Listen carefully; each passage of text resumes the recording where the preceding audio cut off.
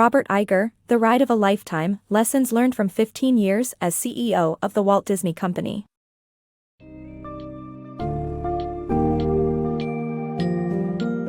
Embark on a journey through the life and career of Robert Iger, the man behind the incredible success of the Walt Disney Company. In his book, The Ride of a Lifetime, Iger shares the lessons he learned from his 15 years as CEO of Disney.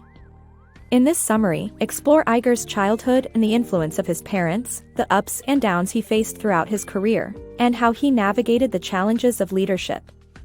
Discover the secrets behind the strategic acquisitions of Pixar, Marvel, and 21st Century Fox, all of which have taken Disney to new heights.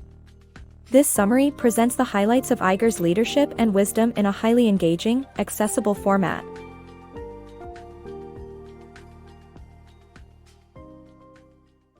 The influence of nature and nurture. The blend of inherited and learned traits can be difficult to disentangle. We can trace what we learned as children back to our parents. Robert Iger's father had the greatest influence on him despite his manic depression. His father nurtured his son's sense of curiosity, love for reading, sense of self-reliance, and dedication, all to prevent him from suffering the sense of failure that haunted him.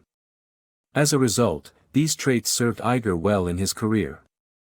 How a chance encounter led to a successful career in television.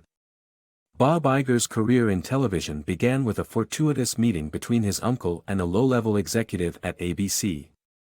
The executive landed Iger a job at the production services department, where he did any task required of him. Iger's big break came when he worked on the main event and met a studio operations supervisor impressed by his can-do attitude. Iger then started working for ABC Sports, the network's most profitable division, where he learned from Roone Arledge about embracing new technologies. During his time there, Iger traveled the world and dined with the rich and famous. Arledge's teaching that staying ahead of the game is crucial in business stayed with Iger throughout his career, leading him to become one of the most successful executives in the entertainment industry. Iger's career inflection point. In 1985, Capital Cities Communications bought ABC Sports and Dennis Swanson became the new leader. Bob Iger was offered a senior vice president of programming position. He decided to stay at ABC, leading him to thrive under Swanson's leadership. This led to Iger being put in charge of ABC's coverage of the Calgary Winter Olympics. After improvising and showcasing human interest stories instead of the cancelled Olympic events, ratings were historically high. Iger was then promoted to the presidency of ABC's entire entertainment division. Iger's risky move. When Bob Iger took over as president of ABC Entertainment in Los Angeles, the network was struggling to keep up with its competitor, NBC. Iger's lack of knowledge about the Hollywood industry made it difficult to make the right decisions. However, he believed that leadership required both humility and the courage to make tough calls. When presented with the pilot for a left-field murder mystery called Twin Peaks, he made a risky decision to commission it despite ABC's creative director's doubts about its viability as a primetime TV show. The pilot episode became a hit and attracted 35 million viewers, but the plot's lack of direction caused a gradual loss of interest among viewers. Nonetheless, Iger's bold move caught the attention of Hollywood and helped him establish his reputation in the industry. Bob Iger's journey as Disney's CEO. Bob Iger's journey to becoming the CEO of Disney was not an easy one. In 1994, he was promoted to Chief Operating Officer, and in 1996, the company merged with ABC in a deal worth $19.5 billion. As the head of Disney's media division, Iger had to navigate the company's strict corporate culture and personnel issues. He learned from the mistakes of his predecessor and became a successful leader by being attentive, sitting through meetings, and solving people's problems. Through Iger's leadership, Disney was able to rediscover its mojo and become the entertainment giant it is today. The turbulent times at Disney. In the late 1990s, Bob Iger, frustrated with Disney's corporate structure, considered quitting but was surprisingly promoted to COO and given a seat on the board. As Disney struggled to keep up in a changing media environment, its relationship with Pixar became its lifeline. However, tensions mounted during the development of Toy Story 2, and the aftermath of the September 11 attacks and shareholder revolt led to Eisner's departure. With his position untenable, the question now was who was going to succeed him as CEO. Iger's path to CEO. When Bob Iger was appointed as Disney's CEO, he faced the challenge of convincing skeptics of his ability to lead the company. With the help of a political consultant, he developed a strategic plan based on 3 priorities: creating memorable content, embracing technology, and tapping into emerging markets. By outlining a clear roadmap, Iger was able to win the battle for the soul of the brand and secure his position as CEO of Disney. Saving Disney with Pixar.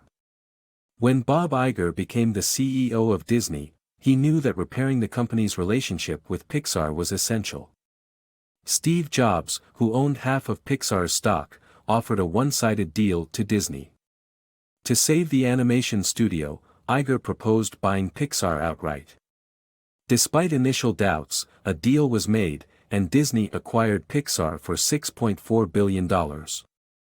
This allowed Disney to tap into the creative and technological expertise of Pixar's John Lasseter and Ed Catmull, resulting in mega-blockbusters like Toy Story 3 and The Incredibles. Disney's Marvel acquisition. Disney's acquisition of Marvel Entertainment was a calculated move that paid off in spades. Bob Iger's desire to grow Disney was unrelenting, and acquiring Pixar was only the first step in achieving that goal. He recognized Marvel Entertainment as a company that had been struggling financially but was in possession of comic book characters that would be perfectly suited for Disney's operations.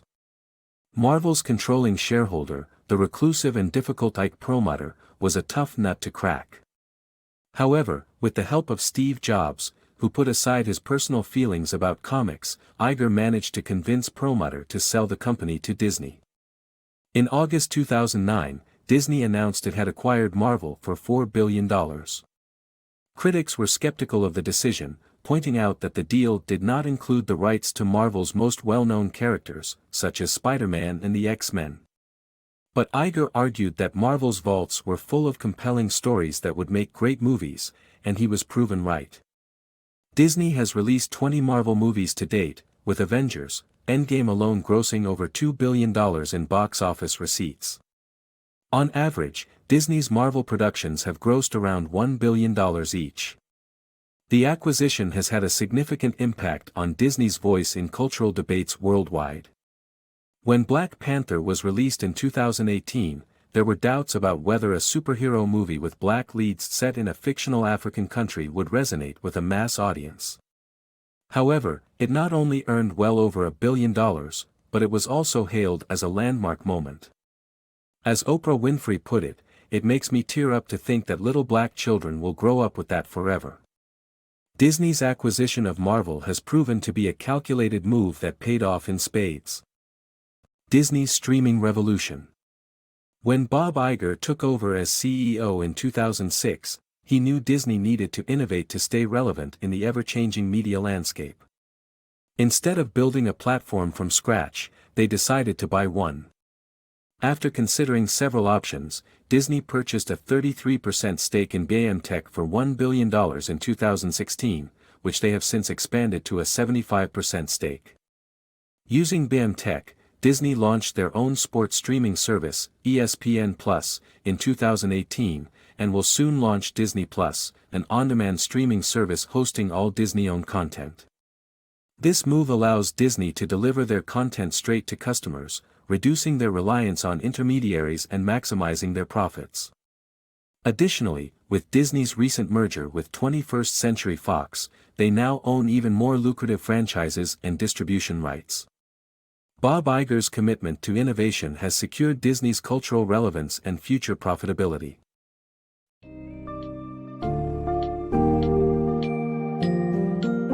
Robert Iger's The Ride of a Lifetime delivers a captivating exploration of the incredible career of one of the most influential business leaders of our time. As the CEO of the Walt Disney Company, Iger took risks, innovated, and made decisions that shaped the media landscape and solidified Disney's cultural relevance for generations to come. Through his insightful accounts of challenges, achievements, and undeniable successes, Iger teaches valuable lessons about leadership, innovation, humility, and determination. By the end of this summary, readers will have gained a deeper understanding of the key takeaways from Iger's life, and how they too can apply these principles in their own careers and lives.